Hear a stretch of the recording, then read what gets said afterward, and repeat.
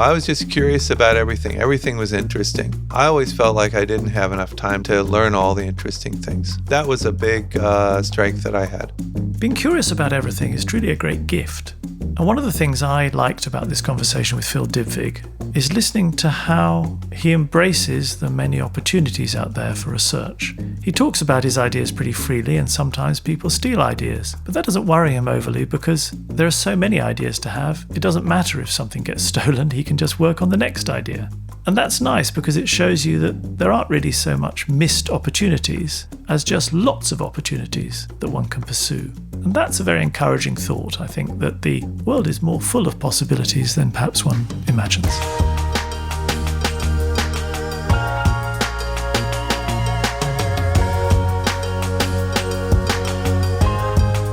This is Nobel Prize Conversations. Our guest this time is Philip Dybvig, 2022 laureate in economic sciences. He was awarded the prize for developing theoretical models about the role of banks in financial crises, forming the foundation of modern bank regulation. He shared the prize with Douglas Diamond and Ben Bernanke.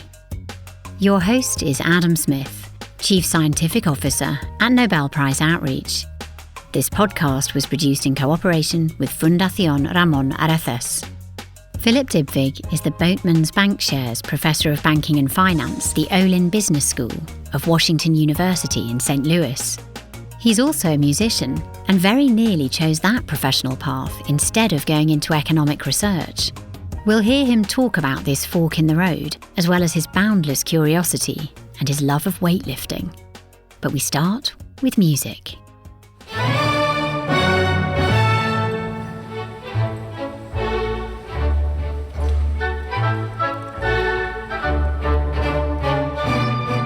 So this, of course, is Mozart's March in D major, K249, which is the music that always plays to accompany the new laureates as they walk on stage at the award ceremony in the concert hall in Stockholm. Do you remember that moment with special pleasure, and can you recollect what you were thinking as you walked on stage? Actually, as I walked on stage, I was happy to see Ingrid Werner, who's an old friend, who walked up alongside me for 8 meters or whatever. And she'd been a little under the weather the previous day, and I hadn't been able to see her. So it was nice to give her a nod. That was what I was thinking. And once you took your chair and you were seated there with everyone around you, did anything in particular occur to you as you were on stage? Mostly, I just wanted to make sure I didn't screw up, that I didn't make any big mistakes. No, it was a nice moment. I mean, everything during Nobel Week was so well orchestrated. It was exhausting, and I think if I had gotten the prize 20 years ago, I would have signed up for all the optional events, and I would have had the energy to do them all. But I think that, I don't know, it's just very overwhelming. The whole week and a big schedule, and you start out jet lagged, and I had more and better champagne than I've ever had before in my life. It was a spectacle the whole week. Yes, a champagne haze. Was there one favorite moment? For all the wonderful things in the week, I think it was really nice. We booked a room for a private dinner with our official guests and a few other people. That was, of course, nice. We don't get to see our guests all that much during the week because we're booked up so much. And so that was something was special. I have a picture of I arranged for a piano to be there, and I have a picture of me playing the piano and my daughter singing and a good friend of mine. You can actually see in the mirror in the room playing the flute. So that was a nice moment. Music's always been important for me, so that's something that actually came up several times. That is indeed why I thought it would be nice to start this conversation with music. What were you and your daughter playing and singing at that occasion? I don't remember. It was whatever she requested. That's clever that you can just provide whatever she wants. Not always, but I'm pretty good at requests. So you play the piano. What else do you play? Well, that's my main instrument. The interesting thing is that in several of the productions, I'm playing a baritone ukulele, which is an instrument that I only started, in September. I've worked professionally playing the piano, but never the baritone uke. but somehow that seems to work its way into everything. I have a friend who's 70 years ago at the age of 12 was a radio and television personality in St. Louis, and he has trouble playing now because of some, physical problems with his fingers. And so he's been giving away some of his instruments. He gave me this very lovely baritone uke. I guess it's more portable than a piano, but then you tend to find... and when the Associated Press interviewed me in Boston, I didn't have a piano with me because I was on the road, but I had brought the baritone uke. And they used that in their initial news announcement. Did you ever think of becoming a musician professionally? Oh, yeah, that was something I thought about. One of the reasons I decided not to was actually because, I think there are two things. One is that I knew that would have to be 100% of my life, and I wasn't quite ready for that. But also, at the age when I was deciding, I had stage fright, which was quite bad. I realize now that would have and has gone away over time. When you've had experience talking in front of audiences, for me in classes and in conferences, and also playing music in front of people, after a while, it becomes normal. And for me, at least, the stage fright went away. There are famous musicians. I think Vladimir Horowitz was one who supposedly had terrible stage fright their whole life. Yes, it's common. I'm told the actor David Niven, who seems the epitome of confidence on screen, also suffered incredible stage fright before going on screen. So, oh, that's interesting. Yeah, I find it helps to pretend that I'm confident. And then there's actually psychological research that says if you pretend that you're happy, then you actually get happier. If you pretend that you're confident, you actually get more confident. So it's curious. And it's nice that confidence in music and confidence in, as you say, teaching economics and finance reinforce each other and build. Yep. Do you play a full classical repertoire? Are you... Maybe past tense. I am classically trained, and by the end of high school, I was playing 5 or 6 hours a day. Various things in school, like playing with the orchestra and the chorus, and playing during study hall, and also playing after school. So my sister's a concert pianist. She claims that I could have been. I'm not sure, because I'm not sure I really had the single-minded devotion that's really required. What was it about your home environment that produced two potential concert pianists, one actual concert pianist, but two such talented musicians? Well, I think that we had a culture of music. My mother was a music education major in college, and my father is also a drummer, and he had made spending money in college playing in a band. So there was that culture, and they were into music, and then we had music playing a fair amount in the house. We had a lot of musical instruments sort of sitting around that you could pick up and play if you wanted to.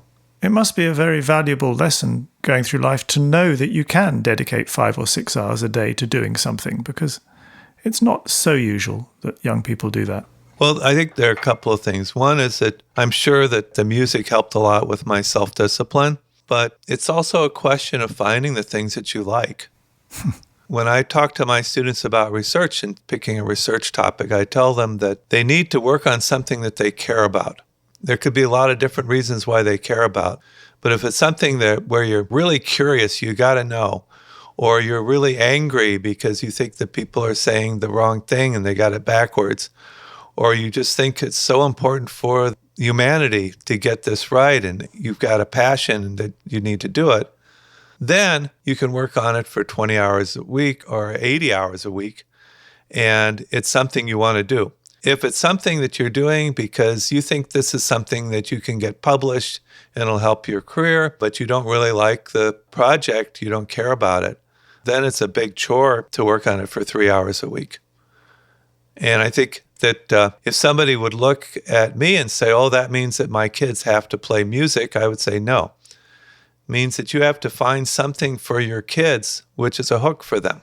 And for different people, it'll be a different thing. Maybe art is what they want to spend 5 hours a day on, or dance, or some sports, whatever it is. I think it's good to have something that you care about and that you're focused on. And for what I do, something that uses your brain too and gets you thinking. It's very good advice. Do you think it matters if young people spend their time doing something that seemingly doesn't seem to be terribly productive, like 6 hours playing computer games a day? At least with computer games, it's not passive. I think I would be happier to see my kid playing computer games than just watching television. Sure. And I've watched plenty of television. I think you need time, too, to just play and to let your mind be free and be creative, because otherwise, what I really worry about is all these things that are good uses of time, but the kids are just completely booked up, with the amount of homework they have, plus the dancing lessons, plus the fencing lessons, plus the soccer game, and all of these structured activities. They don't have time for kind of unstructured play that was, I think, good for creativity. Your childhood was different. You had time to be yourself. Yeah, I had time to be myself. Before my mom passed, actually, she taught me something about myself. She said, Phil, you never once when you were a kid said, Mom, I'm bored. I don't know what to do. Because, I don't know, I was just curious about everything. Everything was interesting. And I always felt like I didn't have enough time to do all the interesting things and to learn all the interesting things. That was a big strength that I had. That's fabulous. And very lucky to have a mind that is so hungry, I guess. I'm not sure how much of that is heredity or how much of that is environment, but I think it's very easy to kill that off in kids. My gut tells me, but I have no evidence of this, that little kids are just naturally curious, naturally creative. And if you can keep that alive, I think that serves people really well. In your own case, you went on to study maths and physics as your major at university. Yeah. And you obviously were very good with numbers. Were numbers something that always came easily to you? I think so. I think it was an advantage being in a family where my parents told me math was easy. I mean, I can imagine being in a family where your dad says, math was so hard for me. If you can get a C, that's really great. I think that would really make you not so good at math. But if your parents are saying, or other people in your family are saying math is easy, then of course you don't want to be bad at what's something that's easy. You look really bad. But I think it helped in terms of the math. I think music, both the discipline part and also the mathematical side of the music helped. Playing games was so important. We joke about how I knew how to play bridge before I knew how to talk. That's not literally true, but it's the right idea. And I think that you get into the bridge game, you want to try to remember the cards play, you want to count the cards, you want to try to infer what suits your opponents have left when you're playing a hand. There's all sorts of things which are sort of mathematical exercises, even if they're not posed that way. Yes, I think that an interest in bridge at a very early age is pretty unusual. It was just normal in my family. At family gatherings, first thing is to get out the bridge tables. So.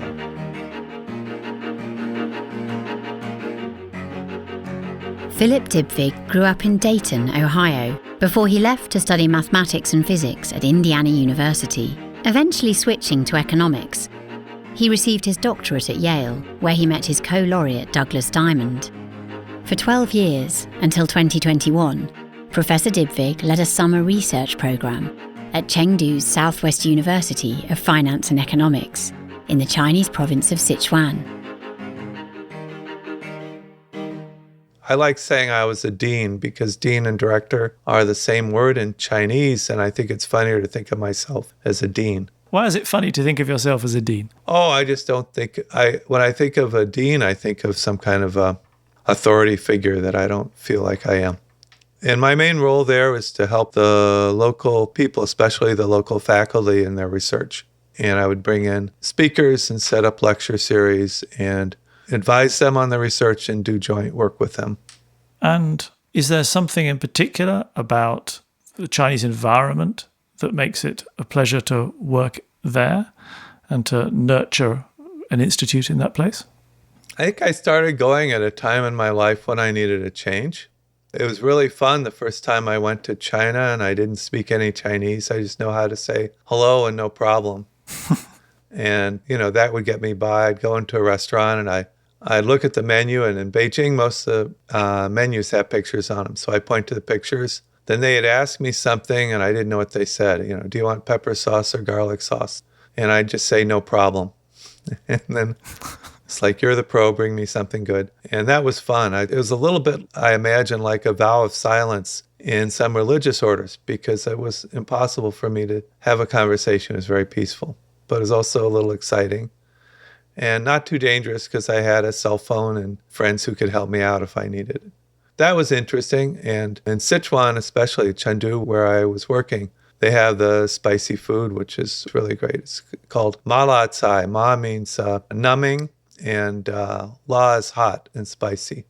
And the food there has both Sichuan peppercorns, which have this numbing effect, and the hot peppers. And over the years, you've learnt Chinese, I gather. Just a little. I learned enough to, I know some food names, and I know a few funny things. I know how to say I can speak absolutely no Chinese in Chinese. Do you want to say that for me? 我根本不会说中文. That has a little bit of a Sichuan accent flavor. There's some countries you can be very proficient in their language and speak with them for 10 minutes, and they'll say at the end, you can't speak French, can you? But they're actually very grateful for your knowing a little bit, for making the effort. And it's a way of signaling that you respect their culture and you're interested in it. It's really rewarding. You just know a little bit. And so it's nice if I'm going to go to some kind of a dinner with officials like they have. You have, 12 people sitting around a round table with a lazy Susan in the middle with the food on it, to be able to name some of the foods and just give pleasantries, hello, how are you, etc. In Chinese, and maybe I don't understand much what they're saying the rest of the dinner, but at least it's established that I respect them and I'm part of it. I'm not just an outsider, 100%. Let's go back to you as a maths and physics major. What turned you to economics and finance? What switched you? I mean, I've always had a lot of interests, so that means that you don't quite know which direction you really want to go in. I went to Indiana because it was at that time the top music school, and also it was kind of the right distance away from home. It was close enough so that I could come home for holidays conveniently, and far enough that my parents were unlikely to visit me without calling first. I was planning to be a double major in math and music, but I found out the music school was too good. They say, we don't do double majors. If you have any interest in anything else, just do it. Music is too hard. And so I said, okay, well, I guess I'm a math major. I mean, I took some courses in the music school. I actually accompanied opera singers to make pocket money, play for their lessons and their practice. And I was in a number of student music things and went to, of course, lots of performances. I benefited a lot from the good music school there, even though I wasn't a music major.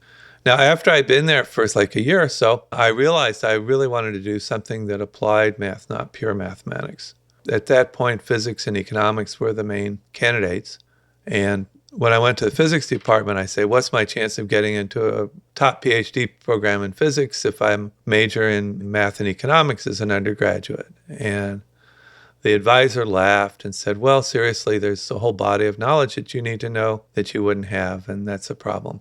And I went to the economics department and I asked the parallel question. I said, what are my chances of getting into a top graduate school in economics if I may have an undergraduate major in math and physics? And the advisor said, oh, that'd be so great because you learn the skills you need. You get the problem-solving approach from the physics and the math background from the math. And undergraduate economics, at least at that time, he said, was not very close to graduate economics. Yeah, that's such an insightful question on your part, and what a nice answer on his part. Yeah, that they're open to outside influence. That's fantastic. So anyway, I didn't know the notion of dominant strategy, which I would call it now, to major in math and physics, but I knew putting off a decision. So I could put off a decision on what I wanted to do by majoring in math and physics. When it was time to graduate, I had to make a decision. That's when I went to economics, and actually I made another transition, which is within economics, I ended up focusing mostly on finance.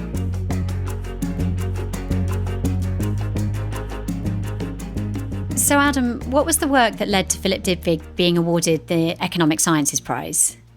Well, together with his co-laureate, Douglas Diamond, he produced the Diamond-Dybvig model, which describes how liquidity works in financial systems in banks. Basically, banks receive deposits from investors, and then they give money out as loans to people who want to build things like buy houses or develop businesses, etc. And the model describes the interplay between those two things. One rather short-term deposits, they come in and people might want their money back very quickly, and one very long-term loans where you might not get paid back for many years. And that interplay turns out to be very key in understanding how liquidity is created in financial systems, how people get credit. And so why is the Diamond-Dybvig model so important? Well, taken together with the work of the other laureate in this Economic Sciences Prize, Ben Bernanke, former chairman of the Federal Reserve Bank, who had shown how important banks are in preserving the financial system and in the provision of credit, the work helps people understand just how important it is to make sure that banks are there and functioning and aren't foreclosing. Therefore, that has influenced the way that central bankers around the world think about banks when times are hard. During, for instance, the financial crisis of 2008, people realized in a way that they hadn't during the Great Depression of the 1930s that it was really important that the banks didn't all close, or that lots of banks didn't close, because then that would have deprived the financial system of credit, and without credit, nobody can build up again. It has actually had quite a profound influence on the way that policymakers view the role of banks. This is quite a change in perspective, and it's interesting to listen to Phil Dybvig talk about what the situation was like back in the 1970s when he started to work on financial systems. It's strange that at that time people did not think of banking as being in finance, but I think people in finance departments now would say that banking is in finance. Curiously, they still don't think insurance is in finance. I don't understand that. Actually, I find it a little annoying when people need to put me or put different parts of disciplines in boxes. I think that creates artificial restrictions on the way people think. In my experience, things work out better if they happen organically. For example, a few times I said about saying, I want to do something that's important for policy. And it was never anywhere near the magnitude of importance of the things like what Doug and I did in the prize paper that I did because of curiosity. Yeah, so sticking to your own rule of doing what you truly care about, yes. Well, I cared about the policy things too because I thought they were important, but somehow it didn't seem to be as important as what I did when I was really curious. I just wanted to figure out what's going on.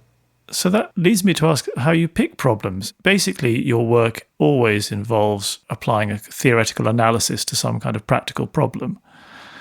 There are so many problems. How do you pick where to go? I don't have any formula. It's what I'm interested in, what I'm curious about. Is there any problem that you can't apply a theoretical analysis to? Of course. Well, I mean, you may be able to apply to some aspects. A lot of things in life I do think about, using these things. And that started when I was a kid. I think it probably grew out of doing games and puzzles. When I was walking to and from school, I noticed that when I walked to school, I took a little different route than I did coming home. Our neighborhood was not arranged in squares, has curved streets. And so it wasn't obvious, like, what's the shortest way or what's the fastest way, whatever. So I asked myself, is that because, is there a good reason for that? Or is it just that if I'm just looking at what's in front of me and not paying attention to the fact that there's something up further, which is going to be worse if I go that way? And when I thought about it, actually, there was some of both. So if I'm walking along and I'm going to walk along a busy street for a while, when I get to the street, it's coming from one side, and I leave the street, it's going to be from the other side, then what I want to do is each time I come to an intersection, I see how busy the traffic is. If there are no cars, then I cross. So that way I can minimize the time that I wait for the cars. I mean, I could just cross at the first intersection I get to, but if there are a lot of cars coming, I'm going to waste time with that. And so if I get to the intersection and don't cross, so I go to the next one. And it turns out that's a reason for it to be asymmetric, because I'm going to tend to cross earlier, say farther north in one direction, and earlier in the other direction as well, which would be farther south. And so there's an asymmetry in the path that I take, which comes from actually doing the right thing. I also figured out there's some things I was doing which were just not optimal. When I'm coming from this direction, then this one thing seems more important. When I'm coming from the other direction, another thing comes more important. And did you change your route to optimize it after that? Yeah, yes. Of course. I also randomized some just for interest. I think partly that was just curiosity and also a way of relieving the boredom of walking through the same route every day. It is indeed revealing about how your mind works.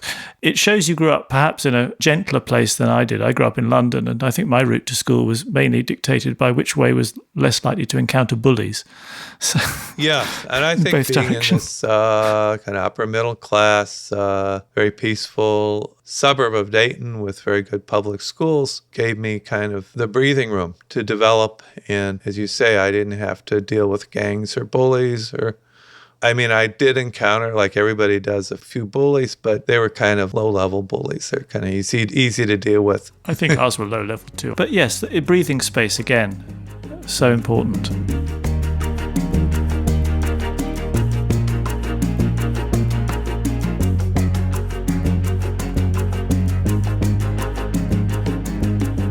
I wanted to just talk about the Diamond-Dybvig paper. The thing about that paper is that, as so often when two bright people get together and do something special, the whole is more than the sum of the parts, if you like, that somehow by working together you create something truly special. And it's interesting because you have to, I suppose, to a certain extent, kind of put your own ego aside to share knowledge with somebody else. And especially in academia, that's not perhaps so normal. People are, you're trying to plough your own furrow, make your own career. But obviously, it was a very successful relationship. And I just wondered what you thought about that. Well, I'll mention a couple things. Once we got into the paper, we were just full equal partners, and we did everything. We came in more different than we exited, I think. Doug knew a lot about banking institutions. He has talked about a professor he had at Brown as an undergraduate that had a fabulous course, and that was a piece of background he had. I had a stronger background in theory, and I'd done papers with multiple equilibrium, which I talked about in my Nobel lecture, that primed me to be thinking about at least part of this in a way that worked for us. I think that one thing that helped me a lot in my early career is that I was a young kid. I got my PhD at the age of around my 24th birthday, I guess. And when I got the job at Princeton, it's like, wow, people are just going to pay me for a few years to do something fun. And I had no career concern. I knew I was smart, and I was proud I was smart, probably, but I didn't have, a huge ego. And I didn't feel like I had anything to prove. I was just having fun. And that meant if I had a project that I'd been working on for quite a while and it wasn't working, I wouldn't say, oh, I'm not going to throw away those 8 months. Instead, I was thinking, this isn't fun. And I'd put it aside and work on something else. I think that helped a lot. And I don't know, Doug and I don't think we ever had a moment of anger between us. It's nice to hear, but perhaps also surprising to hear that when your young mind so full of ideas, you don't have any worries about sharing those ideas. You don't think, if I share this with somebody else, they might run away with it and publish it themselves. I mean, you obviously didn't suffer from that. I think a lot of young people going into academia do worry about what they should share and what they can't share. And things do get stolen. I'm not going to go into any stories about that, but to the extent I worried about it, maybe it influenced me a little bit when I moved, that I would be away from a colleague that I felt I couldn't talk to. But mostly I just talk too much, and I have sort of academic tendency to share everything. Some people seem to have trouble coming up with ideas and projects to work on. I've never had this problem. It's kind of like when I was a kid. There are too many things that are interesting out there, and I look around and there are just so many interesting problems to work on. And if somebody hears my idea that I haven't started working on yet and wants to work on it, I say, yeah, go ahead, because I'll have another idea. And I don't know why that's easier for me than for some people. It's a little bit like, if you're good at algebra, it's hard to conceive of what it feels like to be weak at algebra. Because, you learn this when you're so young, you don't remember the time that you didn't know it. Having an abundance of ideas, how lovely. Do they just pop into your head? Do you work at it? Yeah, I mean, there can be different things. For creative work, it's good to have kind of a playtime when you're relaxed and when you're not working too hard. I think if you try to force it, it's harder, but it can be possible. For me, I really hate the idea of working under deadline.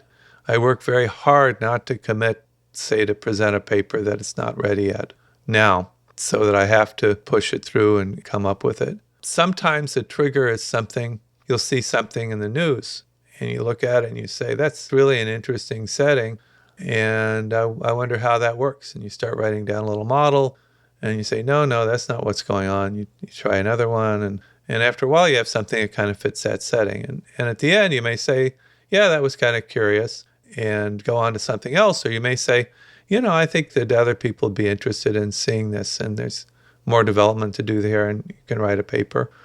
Sometimes you see something in the literature, you see a paper presented at a meeting or something in a journal, and you think the problem is interesting, but you think they have completely the wrong answer. And you say, why don't I believe this answer? And you say, well, there's a strange assumption here. Well, what happens if you switch the assumption? So that's something, there's a more explicit trigger there. I don't know. A lot of them just come from the ether. It comes from your subconscious somewhere. It's been thinking about things and mulling over some stuff, and then it sends you this idea. And it's like it came from outer space. Or maybe there is somebody in outer space beamed it in. Who knows? That's possible. Yeah, Phil Dybvig's programmer keeps sending these ideas down. It's very interesting to hear that account of an inquisitive mind at work. Very nice.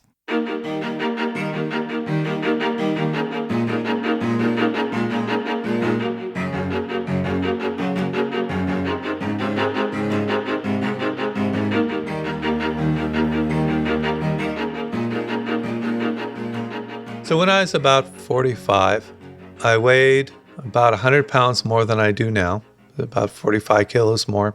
I'm sure I had high blood pressure for a long time, but that's when I learned about it. And my ankles were swollen, and I felt bad. And I just had the definite impression that unless I changed something, I was going to die soon.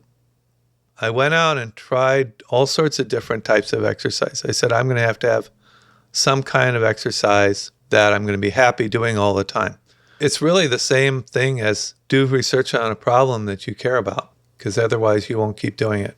Before that, I would have thought that weightlifting was boring and stupid. But when I tried it, I really liked it. And I think they're combinations of things. It's very visceral. There are good chemicals in the brain that come. And you can measure your progress. When you start out, your progress is good because a lot of that is coordinating your nerves and your muscles and not just building strength. You can see that you were able to do 3 more lifts than last time or 5 more pounds, whatever, of weight. And that's really good for keeping motivated. And it doesn't take so long. I mean, if you walk 10 miles, that takes a long time. Weightlifting doesn't take that long. I ended up with weightlifting and Tai Chi. And they're good complements because it's possible to do the weightlifting and you end up like these Saturday Night Live parodies of Arnold Schwarzenegger. Hello, let us begin by introducing ourselves. I am Hans. And I'm Franz. And we want to pump you up. You're just muscle bound. You can hardly move. And then the Tai Chi, you can still relax. It's interesting to see that the same method is applied, whether it's finding a problem or finding an exercise routine. It's obviously a very disciplined approach. Oh, I don't feel disciplined at all. And one thing that's interesting is that after I had like 5 or 10 papers, I went back and looked at my papers. I don't know if I had to write up a report on my research. And they were on a lot of different topics. And it struck me how similar they are. I thought that they were completely different. And they were if you just look at the topic or the title. But the methodology and the way I thought about things had a lot of patterns in it that I didn't even realize it at the time. Interesting to analyze yourself in that way. Fascinating. It's been a huge pleasure speaking to you. Thank you very much indeed. I hope you've enjoyed the conversation because I very much have. Yeah, it's very nice. Thank you so much.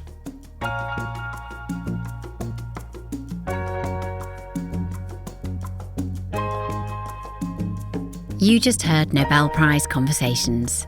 If you'd like to learn more about Philip Dybvig, you can go to nobelprize.org, where you'll find a wealth of information about the prizes and the people behind the discoveries.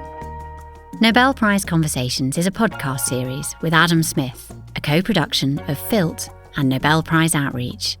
The producer for this episode was Karin Svensson.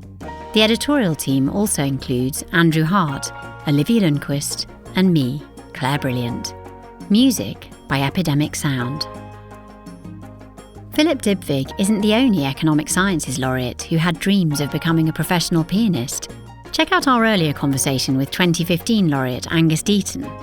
You can find previous seasons and conversations on Acast or wherever you listen to podcasts. Thanks for listening.